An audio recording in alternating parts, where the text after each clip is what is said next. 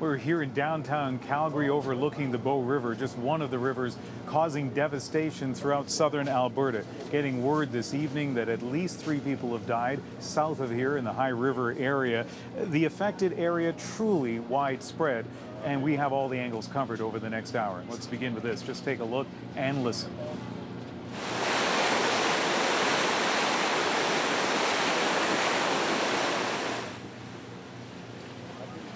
That kind of rushing water is feeding this crisis.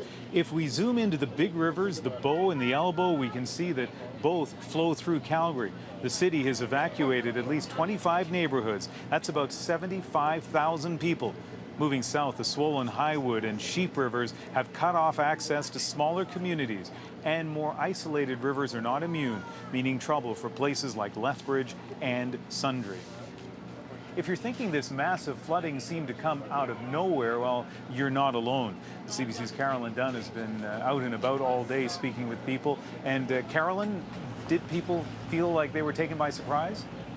Yeah, well, Ian, in a word, yes. Now, there's this reality to living in southern Alberta. Many communities are basically sitting below a mountain range, and so every year you get spring runoff combined with spring rains.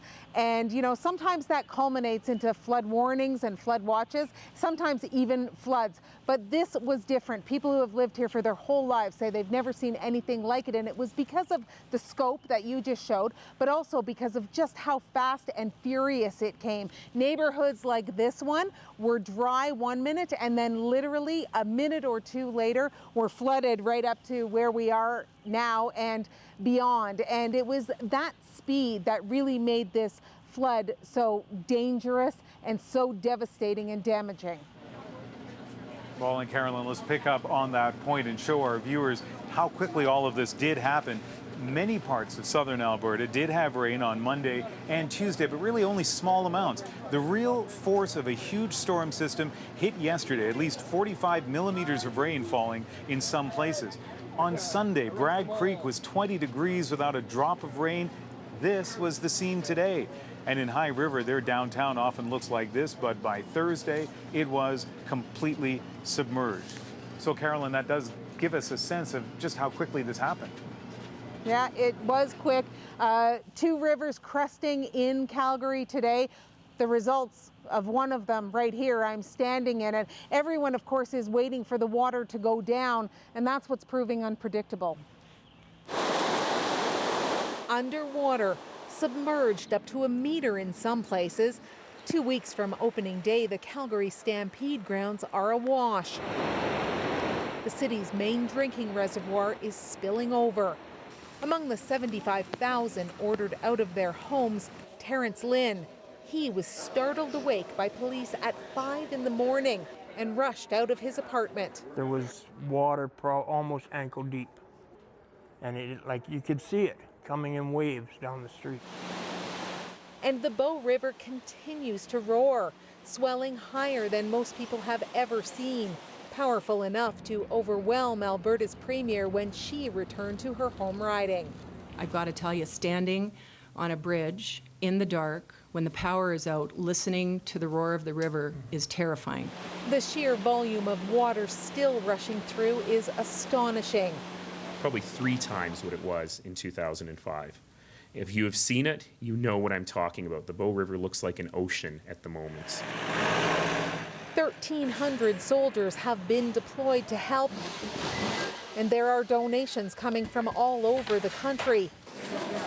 Prime Minister Stephen Harper flew in near his home riding and was briefed on the scope of the devastation before he personally surveyed it from the air. I've seen a little bit of flooding in Calgary before. I don't think any of us have ever seen anything like this. The magnitude is just extraordinary.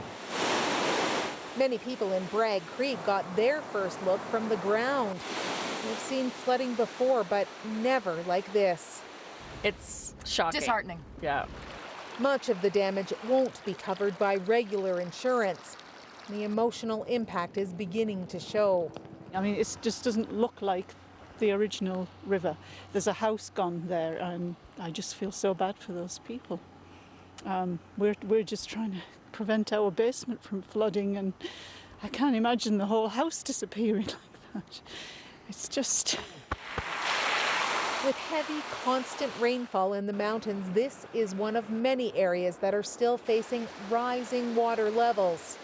If the berm breaks immediately, it will flood, probably about 50 homes, and then throughout the day it will flood another 50 to 75 homes for sure. And that's the thing, Ian, just because a river has crested doesn't mean it's not going to peak again.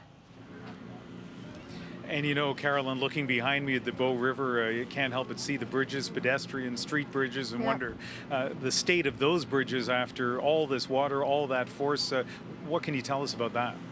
Well, I can tell you that 14 bridges were closed, some of them because they were engulfed in water, others because they wanted to stop traffic from going into the dangerous areas. The city basically is saying that it believes in the integrity of the bridges, that they were built on bedrock.